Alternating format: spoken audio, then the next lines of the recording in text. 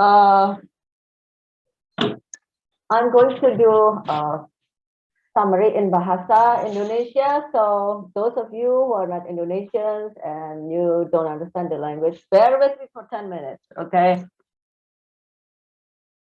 Oke, Bapak Ibu, ini saya summary aja ya untuk presentasinya Tyron. Jadi mungkin ada yang merasa terlalu cepat atau nggak ngikutin, atau ini saya summary aja. Jadi yang namanya green card itu sebetulnya sama dengan permanent resident, karena ada orang yang saya green card itu dia pikir beda, green card ya green card, permanent resident tuh beda lagi. Nah ini bukan ya, permanent resident itu sama dengan green card, dan istilah green card itu cuma ada di US ya. Nah yang namanya permanent resident artinya izin tinggal permanen di US. Dan walaupun namanya permanent resident, itu tidak berarti bahwa Bapak Ibu kehilangan warga negara asal ya. Jadi Bapak Ibu kalau yang orang Indonesia tetap warga negara Indonesia, tapi pegang PR-nya Amerika gitu. Jadi bukan sesuatu yang melanggar hukum nanti gimana karena Indonesia nggak boleh dual nationality. Nggak, tetap nationality-nya, tetap citizenship-nya tetap Indonesia. Dan cuman bagusnya ini tidak hanya green card ya, tapi permanent resident yang negara lain juga sama. Jadi namanya permanent resident itu orangnya punya hak yang sama seperti warga negara, cuma dia tidak bisa ikut partisipasi dalam hal-hal politik, nggak bisa ikut mau masuk jadi misalnya anggota senat, mau nyalon gubernur, wali kota, atau mau ikut pemilu itu nggak bisa. Tapi yang lain sama, mau pendidikan, haknya sama, bisa sekolah, anaknya sekolah sama, seperti warga negara, biayanya sama, biaya sekolah, mau kesehatan fasilitasnya juga sama, hak berbicara juga sama, cuma nggak bisa ikut pemilu aja. Nah ini kurang lebih ya green card-nya kayak gini. Ini saya ngambilnya dari USCIS ini, website-nya USCIS. Oke. Jadi benefitnya itu bisa tinggal bekerja dimanapun di Amerika, mendapat perlindungan hukum yang sama, mendapatkan biaya pendidikan, biaya lokal, bisa akses kesehatan, dan kalau anak Anda lahir di Amerika, dia akan otomatis jadi warga negara Amerika.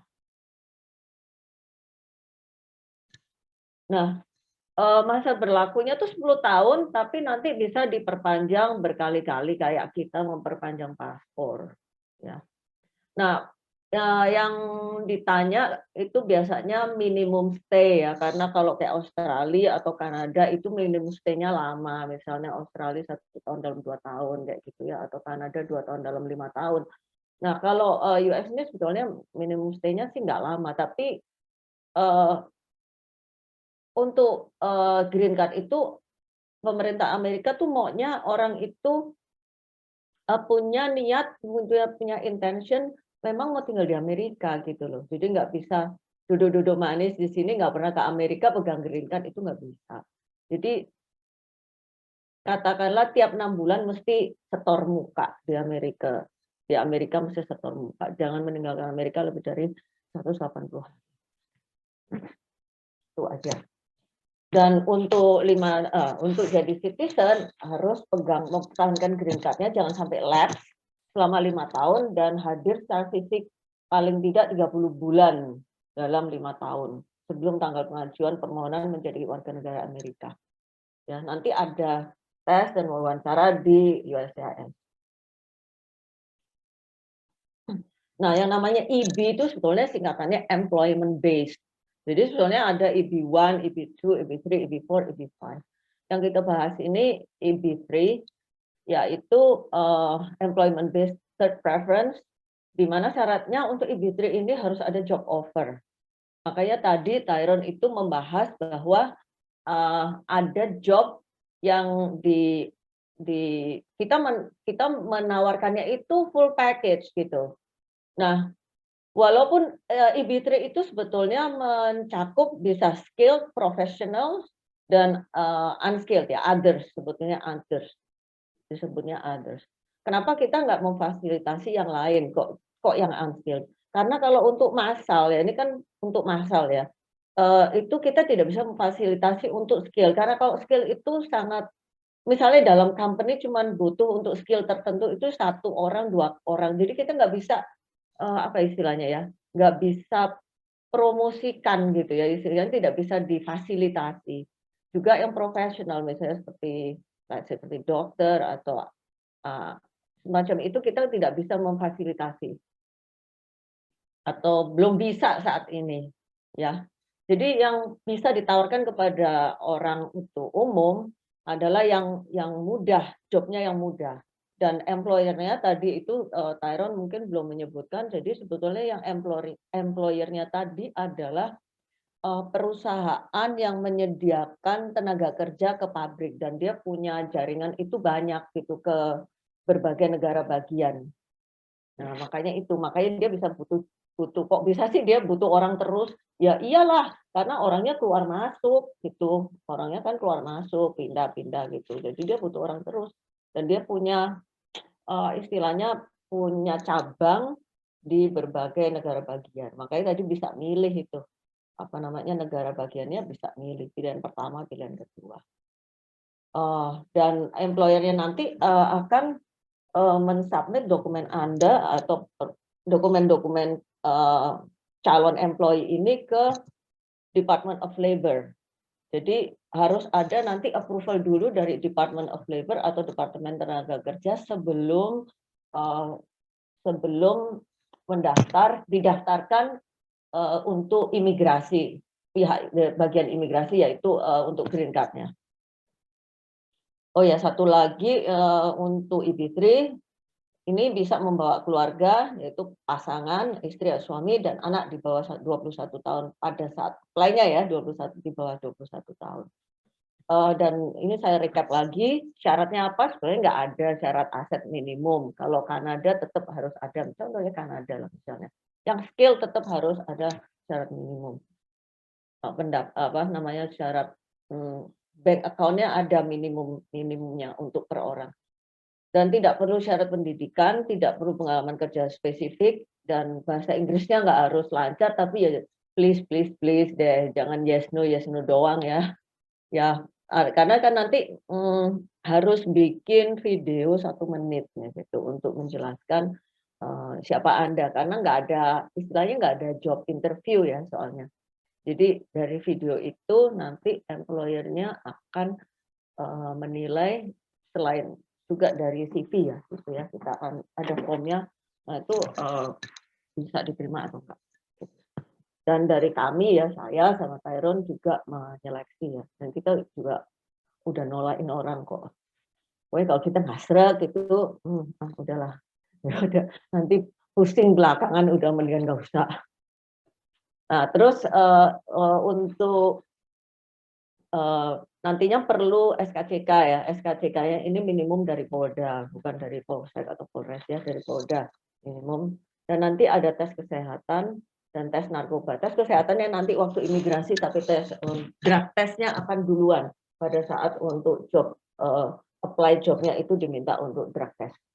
Dan ada harus good attitude, bisa diandalkan, reliable, and bersikap profesional dan bersedia bekerja untuk perusahaan yang sudah menjadi sponsor. Maksimum 1 tahun aja, nggak usah lama-lama. Habis itu boleh keluar dan cari pekerjaan yang lebih baik. Oke, nah ini employer-nya tuh seperti kayak istilahnya jasa punya tenaga kerja, dan ini tadi saya udah sebutin. Nanti pengajuannya itu kita ada formulir yang bisa diisi, baik untuk personal ada 2 formulir, 1 untuk personal, untuk main applicant, satunya untuk, dependents ya, jadi pasangannya atau anaknya. Nanti kita ada yang namanya client service agreement, antara Anda dan antara main applicant dan, Pearl Consulting ya, dengan Tyrone. Dan bila saya ada klien juga yang bayar orang lain lagi. Nah, jadi kalau yang bayar bukan Anda sendiri, tapi ada yang menjamin Anda, maka, yang tanda tangan akan 3 orang. Dan nanti bikin video perkenalan 1 menit dan nanti akan dikasih tahu dokumen-dokumen apa sih yang diperlukan. Nah, ini secara ringkas sebetulnya ada dua proses. Yang pertama adalah proses penerimaan kerjanya, yang kedua baru proses pengajuan EB3 visanya. Jadi yang pertama itu proses untuk penerimaan kerjanya, nanti formnya itu disubmit ke kami, terus ini nggak pakai yang sekarang ini nggak usah interview, tapi dari video itu employer-nya akan menilai dan kemudian Anda menerima yang namanya job offer. Nah, kalau udah dapat job offer-nya itu, maka baru tahap kedua, yaitu tahap imigrasinya. Jadi ada dua tahap. Untuk tahap yang pertama ini, untuk proses pekerja ini yang untuk pasangan dan anak itu datanya belum dimasukkan dan juga tidak harus bayar dulu. Nanti untuk yang pasangan dependent, nanti bayarnya saat mau mengajukan EB3 visanya. Ya, ini kurang lebih dua proses itu saya gabung di sini supaya lebih gampang. Jadi yang pertama kami dari Polri Consulting dan saya dari Internegeri, kami akan mensubmit dokumen Anda ke employer dan kemudian employernya akan mensubmit dokumen Anda. Itu biasanya kalau dia kirim dokumen ke Depnaker-nya Amerika tuh sekalian gitu ya, berapa puluh orang gitu sekali kirim gitu. Nah, nanti setelah itu akan ada dia akan dapat certificate of labor gitu ya. Nah, terus kemudian mengisi dan submit dokumen I-140 dari USCIS. Ini yang ngisi lawyer ya. Setelah pokoknya sudah dapat labor certificate, nah itu nanti habis itu lawyer yang kerja. Anda paling diminta, oke, sekarang siapkan SKCK.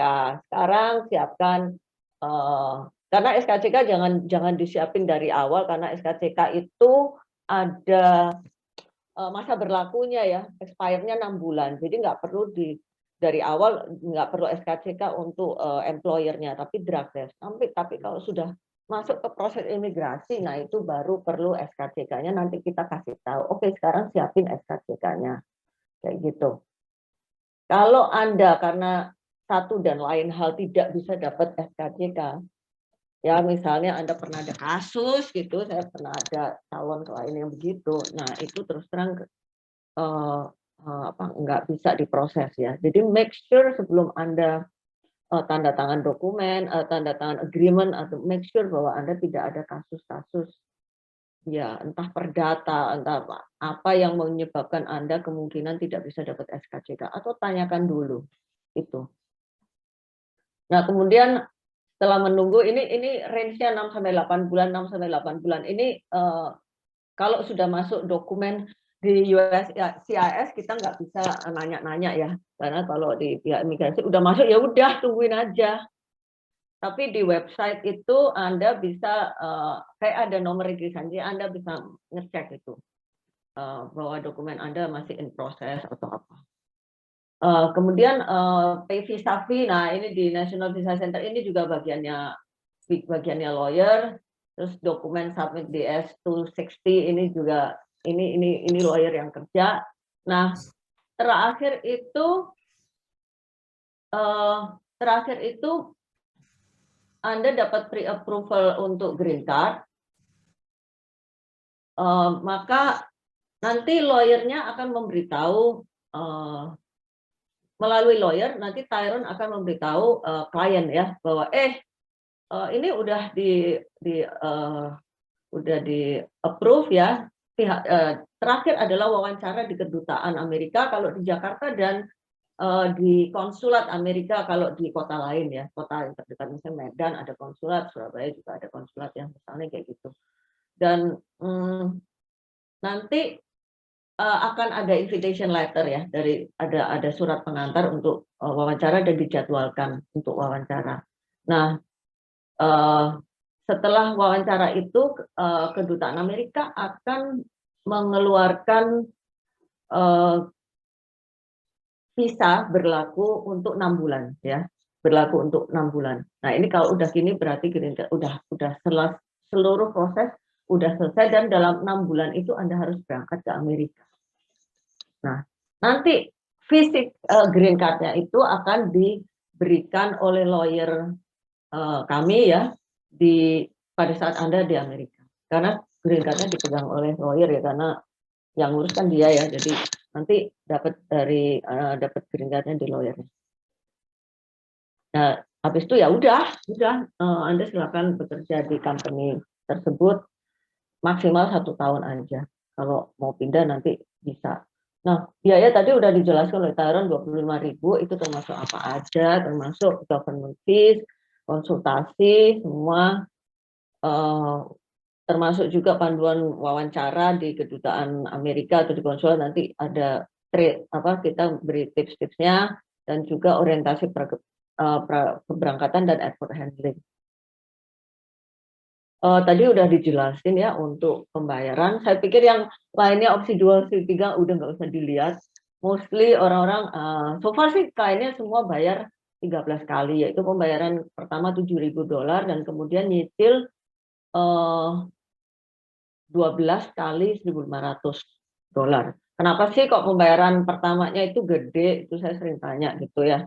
Karena kita mau kliennya itu serius gitu ya. Jadi jangan udah memutuskan itu terus nanti mama saya melarang ya gitu, batal tengah jalan. Nah itu nanti akan ada refund policy-nya bahwa ada sebagian tidak bisa dikembalikan ya, tidak bisa full dikembalikan karena ada pihak kami yang sudah kerja duluan gitu istilahnya.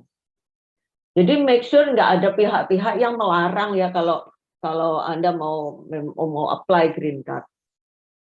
That's why konsultasinya biasanya cukup lama, bolak-balik, nggak apa-apa, nggak bayar kok, ya. Dan kedua, kenapa harus pembayaran pertamanya itu? Karena nanti kami kan hire lawyer ya, lawyernya harus dibayar dulu, dulu kalau nggak gitu nggak mau ngerjain lah ya. Nah itu juga. Dan kalau untuk anggota keluarga nanti bayarnya nanti kalau udah proses proses untuk green card-nya. Jadi waktu awal DP itu nggak usah bayar dulu, itu main applicants-nya dulu sampai dapat job offer. Nah, ini biayanya tidak termasuk notaris, kalau toh perlu terjemahan, pemeriksaan kesehatan, drug test, tiket, SKCK, legalisasi. Oh sorry, ini legalisasi saya hapus karena untuk Amerika nggak perlu legalisasi ya. Kalau di negara lain perlu. Nah, untuk webinar kali ini semua biaya inbound ya, jadi semua biaya yang Anda keluarkan di Indonesia itu akan kami cover ya, termasuk medical exam mahal, itu berapa juta itu medical exam. Dan itu berlaku sampai 31 Maret. Nanti kalau Anda tertarik Anda bisa diskusi dengan saya ya. Oke, ini kontak saya yang saya cantumkan di sini, nomor telepon bisnis ya, tapi nomor HP bisnis, tapi biasanya yang saya pakai untuk reminder biasanya nomor pribadi, either one is fine.